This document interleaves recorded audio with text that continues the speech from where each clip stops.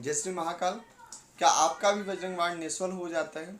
इस वीडियो के माध्यम से हम लोग जानेंगे कि वो गुप्त नियम क्या है, वो गुप्त विधि क्या है, जिससे कि जो बजरंग बाण है वो आप सही तरीके से जप सकते हो और मतलब सिद्ध कर सकते हो, है ना, आपके लिए जो कार्य करे।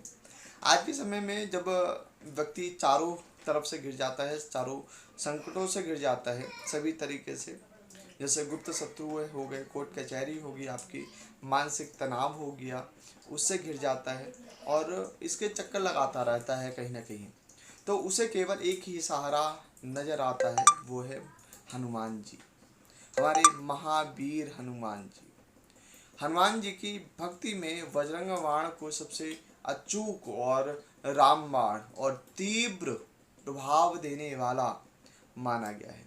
वज्रंग बाण जो है वो वज्र के समान जो बाण होता है, जैसे तीर धनुष आपने सुना होगा, धनुष बाण सुना होगा, उसी तरीके से वज्रंग बाण तरीके कार्य करता है। वज्रंग बाण को सबसे तीव्र इसीलिए माना गया है और बहुत ज़्यादा पावरफुल माना गया है क्योंकि इसमें आन वगैरह भी लगती है, वो हम बताते हैं अभी। लेकिन क्या कारण है कि कई लोग महीनों तक इसका पाठ करते हैं, फिर भी उन्हें परिणाम देखने को नहीं मिलते हैं। बहुतों का फ़ोन आया, मैसेज आया, भैया हमने बजरंग बाण किया है, कोई फ़ायदा नहीं हो रहा है, कारण क्या हो रहा है समझ में नहीं आ रहा है। बहुत लोग कहते हैं कि बजरंग बाण फ़ायदा करता है, हमें तो फ़ायदा नहीं कर रहा। तो क्या बजरंग बाण पाठ भैया रोज कर सकते हैं क्या, ये भी प्रश्न आता है। या किसी विशेष कोई विशेष विधि है इसकी, तो वो बताइए। तो मैंने सोचा कि चलो आप सभी के साथ में शेयर किया जाए और आप सभी को बताया जाए कि इसकी विधि क्या है और रोज इसका जाप करना चाहिए या नहीं करना चाहिए, या इसका रहस्य क्या है, किस तरीके से इसे जाप करना चाहिए। आज इसके पीछे के उस रहस्य को हम लोग समझेंगे, उस सही विधि को हम समझेंगे जिससे ये पाठ सीधे जागृत हो जाए। सबसे बड़ी भूल जो होती है, क्योंकि बजरंग बाण साधारण पाठ नहीं है ना। हर कोई कहता है कि डेली जपो, मैं कहता हूँ कोई दिक्कत नहीं है, क्योंकि ये एक तरीके से साबरी मंत्र भी है।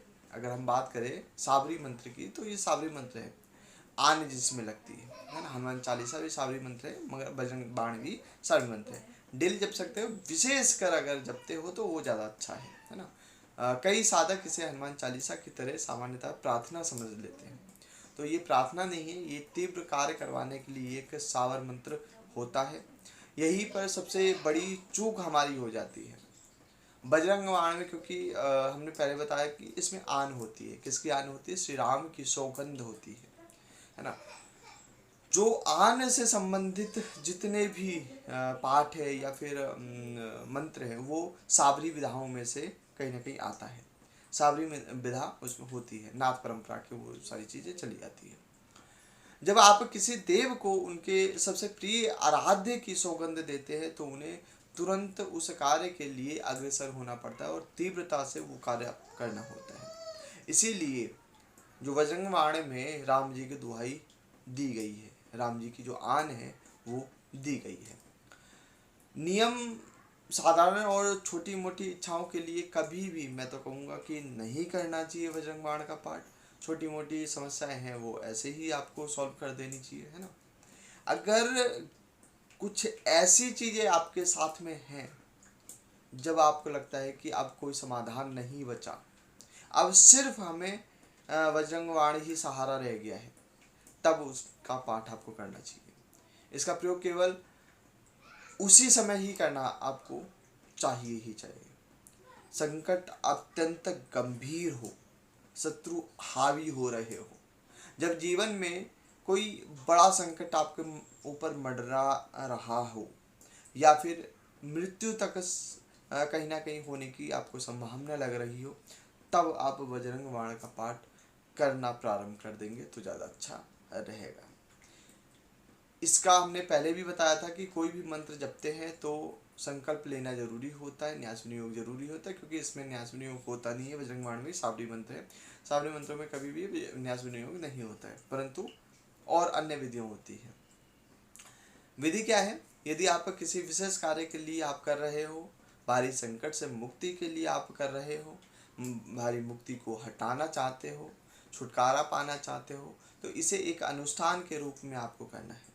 सुबह समय आपको देखना है, जैसे हनुमान जी का जब अनुष्ठान आप उठाएंगे, मतलब बजरंग बाण का जब आप अनुष्ठान उठाएंगे, तो किसी भी मंगलवार से आप प्रारंभ कर सकते हो, शनिवार से प्रारंभ कर सकते हो, हनुमान जी की जयंती से ये प्रारंभ कर सकते हो, या फिर आप अन्य हनुमान जी के जो भी शुभ मुहूर्त आते हैं उनमें आप इसका प्रयोग कर सकते हो, है ना। मंगलवार शनिवार को आप कोई भी दिक्कत नहीं है, आप कभी भी उठा सकते हो। उसमें समय हमेशा ब्रह्म मुहूर्त का आप रखेंगे तो ज़्यादा अच्छा रहेगा। शाम को भी रख सकते हो, कोई दिक्कत नहीं है। रात्रि का जो होता है, सुबह ब्रह्म मुहूर्त का कब रखोगे? सुबह 4 बजे से लेकर 6 बजे तक, और रात्रि को 9 बजे के बाद। 12 बजे से पहले होना चाहिए, रात्रि को 9 बजे के बाद होना चाहिए, ये ध्यान रखना। रात्रि काल में साधना सबसे ज़्यादा अधिक तीव्रता से कार्य करती है। जो साधक होते हैं वो रात्रि को ही कार्य करवाते हैं, रात्रि को ही जाप करते हैं, और उनके जो मंत्र होते हैं वो शुद्ध होते हैं। आसन और दिशा का विशेष ध्यान आपको देना चाहिए। जैसे लाल रंग का ऊनी आसन आपको बाजार में, मार्केट में मिल जाता है, आप वहाँ से परचेस कर सकते हो, ले सकते हो, वहाँ पे आप कर सकते हो। सिद्ध आसन है तो बहुत अच्छी बात है, सिद्ध आसन नहीं है तो चलेगा, कोई दिक्कत नहीं है। जो मुंह आपको करना है, आपको मुख जो होना चाहिए वो पूर्व दिशा या फिर उत्तर दिशा की ओर आपको करना होता है, ठीक है।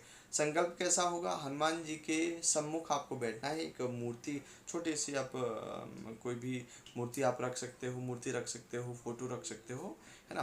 गाय का शुद्ध घी होना चाहिए, है ना। चमेली का तेल या फिर आप प्रयोग कर सकते हो। देसी घी ही होना चाहिए, इस बात का थोड़ा सा ध्यान रखिएगा। ये मत कीजिएगा कि पूजा का आप दे दीजिए, क्योंकि मिलावटी होता है। आपको उसका दीपक जलाना है। दीपक आप 7 अनाजों के आटे का भी बना सकते हो। उसमें से बड़ के जो पत्ता होता है ना, उसका दूध निकलता है, उससे आटे को गूंथ के भी आप दीपक बना सकते हो, है ना। अगर नहीं मिलता है तो मिट्टी का आप दीपक यूज़ कर सकते हो, मार्केट में मिल जाता है, ठीक है। हाथ में आपको संकल्प कैसे करना है? हाथ में आपको जल लेना है, अक्षत लेना है। अक्षत क्या होते हैं? जो खंडित चावल नहीं होते, जो साबुत चावल होते हैं, उसे अक्षत बोलते हैं। उन अक्षतों को, 4-5 अक्षतों को आपको लेना है और आपके सीधे हाथ में जल लेना है और डाल देना है ना। चावल को, जो अक्षत है वो डाल देना है। संकल्प लेना है कि आप 11 या 21 दिनों तक रोज निश्चित संख्या में, जैसे आप 7 दिन का आप उठा सकते हो, 11 दिन का आप अनुष्ठान उठा सकते हो, 21 दिन का, है ना। तो आप इस तरीके से उठा सकते हो। रोज आपको कितनी संख्या में जाप करना है? 7 बार जाप करना है, 11 बार जाप करना है, 21 बार, 54 बार, 108 बार जाप करना है, पाठ करना है, वो भी आप उसमें संकल्प में बोलना है। अपना नाम, पिता का नाम जरूर बोलना है। मैं बाद में आपको बताऊंगा कि किस तरीके से संकल्प लेते हैं, पहले समझ लेते हैं पहले ये। उसके बाद में आपको एक माला राम नाम की जपनी है, क्योंकि राम नाम का आश्रय आपको लेना जरूरी है। बजरंग बाण शुरू करने से पहले भी इसका प्रयोग करना है, और जब बजरंग बाण आपका समाप्त हो जाए उसके बाद में भी आपको करना है। एक माला 108 बार राम रामाय नमः का भी कर सकते हो आप, या जय श्री राम भी कर सकते हो, सीताराम भी कर सकते हो, जैसे आपकी मर्जी हो, है ना। एक माला आपको करना होता है। प्रभु श्री राम का नाम सुनकर हनुमान जी अत्यंत प्रसन्न होते हैं और बहुत जल्दी तीव्रता से आपके कार्य को फलीभूत करते हैं। भोग में एक चीज़ याद रखिएगा, लड्डू, है ना, बूंदी के लड्डू आप रख सकते हैं। गुड़ भी रख सकते हैं, चना भी रख सकते हैं। गुड़ चना मिक्स करके मतलब रखा जाता है ना, हनुमान जी के लिए। मीठा पान रख सकते हो, तुलसी के पत्ते रख सकते हैं। साधना के दौरान होने वाले जो अनुभव है किसी को साथ में शेयर नहीं करने, क्योंकि पहले कुछ लोगों को अनुभव प्रथम दिन से ही स्टार्ट हो जाता है और वो बखान करना स्टार्ट कर देते हैं, तो वो फलीभूत नहीं हो पाते, वो खंडित हो जाता है। फिर आप वो प्रारंभ से ही आपको करना पड़ेगा, शुरू से ही प्रारंभ करना पड़ेगा आपको, है ना। जब आप पूरी निष्ठा से बजरंग बाण का अनुष्ठान करते हैं तो शरीर में वातावरण में एक विशेष ऊर्जा, आपको वाइब्रेशन का संचार आपको देखने को मिलता है। हो सकता है आपका जो शरीर है वो कंपन हो रहा हो, है ना, या फिर एक हीटिंग वाला सिस्टम लग रहा हो कि आपकी जो शरीर है वो हीट कर रहा है, गर्म हो रहा है, या फिर रेंगता हुआ कुछ आपको महसूस हो रहा है ना। ये चीज़ें स्वाभाविक है होना, कोई दिक्कत इसमें नहीं होती है। ऊर्जा का एहसास आपको होना जरूरी है और होता भी है। साधना के दौरान रीढ़ की हड्डी आपकी सीधी रखेंगे तो ज़्यादा अच्छा है। रीढ़ की हड्डी में गर्माहट आपको महसूस हो सकती है। शरीर में भारीपन लग सकता है। अगर नकारात्मक एनर्जी है तो भारीपन आपको लग सकता है। अगर प्रेत बाधा है तो आपको कहीं ना कहीं सवारी भी आ सकती है ना। अचानक कमरे का जो तापमान है वो बदलना महसूस होना, आपको लगेगा कि हाँ बदल रहा है। और ये बेहद एक सामान्य प्रक्रिया है, एक सामान्य अनुभव होते हैं ये। ये इस बात का संकेत करता है कि जो आपकी जो प्रार्थना है वो स्वीकार हो रही है, जो आपका पाठ है, जो आपका मंत्र है वो आपका फलीभूत हो रहा है, आपका कार्य कर रहा है। एक बात का और ध्यान दीजिएगा, हनुमान जी की ये साधना है, इसमें आपको पूर्ण ब्रह्मचर्य का पालन आपको करना जरूरी है। जितने दिन का आप अनुष्ठान कर रहे हो, 11 दिन, 21 दिन, 41 दिन का अगर आप अनुष्ठान कर रहे हो, मन, वचन और कर्म से पूर्ण ब्रह्मचर्य का आपको पालन आपको करना है और अनिवार्य है ना। इस बात का विशेष ध्यान दीजिएगा, है ना, कोई दिक्कत नहीं होगी। साधना के समय मन हनुमान जी में आपको लगाना है। कुछ देर अगर आप ध्यान भी कर सकते हो तो ज़्यादा अच्छा है, जैसे 5 मिनट आप ध्यान भी कर सकते हो, चलेगा, है ना, बहुत अच्छा कार्य करता है। आपका शरीर जाप कर रहा है ना, ये महसूस करना है। मन भौतिक संसार में घूम भी सकता है ना, कोई उसमें दिक्कत नहीं है। मान लो आप जब ध्यान कर रहे हो तो आपका मन विचलन में आ जाता है, इधर उधर जाता है, भटकना होता है, तो वो भी चिंता मत कीजिएगा। 21 दिन का, 41 दिन का अगर संकल्प आप उठा रहे हो तो आपके जो मन है वो भटकना स्वाभाविक है। कभी कभी आपको लगेगा कि ये बेकार है, कुछ नहीं होना है, इसमें कुछ भी नहीं होना, क्या बेकार में करना है ना, तो ऐसा भी चीज़ आपके मन में आ सकती है। तो आपको डरना नहीं है, हटना नहीं है। आपने जितने दिन का संकल्प लिया है उससे फोकस कीजिए और कीजिए। सात्विक आहार आपको रखना है, तामसिक भोजन से दूर रहना है, जैसे प्याज, लहसुन, मांस, मदिरा से आपको दूर रहना है, पूरी तरीके से दूर रहना है। लाभ क्या इसमें आपको मिलेगा, साधना के जो नियम है, नियम से अगर आप बंद कर बजरंग बाण को सिद्ध कर रहे हो तो आपके जीवन में परिवर्तन देखने को मिलेगा। धन से संबंधित जो भी दिक्कतें होगी वो ठीक होगी, नौकरी से संबंधित दिक्कतें वो ठीक होगी, तनाव ठीक होगा, नकारात्मक एनर्जी ठीक होगी, प्रेतवादा ठीक होगा, घर में क्लेश हो रहा है तो वो ठीक होगा। जड़ से खींच के फेंक देते हैं हनुमान जी, ऐसे है हमारे हनुमान जी। तो हनुमान जी का जो संकल्प जो हम बता रहे थे वो अब ध्यान से सुनते हैं, है ना। एक बात तो और है कि गंभीर बीमारियों के लिए भी ये प्रयोग कर सकते हो आप, है ना। तो संकल्प को जानते हैं। आपको सीधे हाथ में मूर्ति के सामने, हनुमान जी की मूर्ति के सामने आपको जल लेना है, अक्षत लेने हैं, है ना। उसके बाद में आप कहोगे कि मेरा नाम ये है, मेरे पिता का नाम ये है, मेरा गोत्र ये है, मेरी माता का नाम ये है, मैं इस जगह पे रहता हूँ, है ना।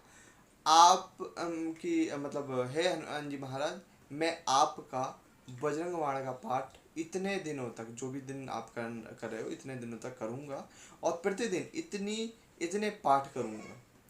इसे पूर्ण तरीके से हम मेरी इस कामना के लिए लगाएं, इस मनोरथ को पूर्ण करने के लिए लगाएं और ये संकल्प हमारा सिद्ध करें। उसके बाद में जल को वहीं पे समर्पित कर देना है, उन्हीं के चरणों में समर्पित कर देना है। उसके बाद में आपको ये कार्य करना है, ठीक है। ये आपको आप कर सकते हो और बजरंग बाण का लाभ ले सकते हो। जागृत हो सकता है मंत्र जब जागृत हो जाता है तब आप खुद के लिए भी कार्य कर सकते हो, खुद का भी सारी चीज़ें हटा सकते हो, दोषों का भी आड़ा लगा सकते हो। परंतु अपने लिए करो तो ज़्यादा अच्छा है, दोषों के लिए करोगे तो उसके लिए गुरु मार्गदर्शन आपको ज़रूरी है, ठीक है। या फिर आप अगर तंत्र बाधाओं को हटाना चाहते हैं और आप भी दरबार लगाना चाहते हैं तो हमसे संपर्क आप कर सकते हैं।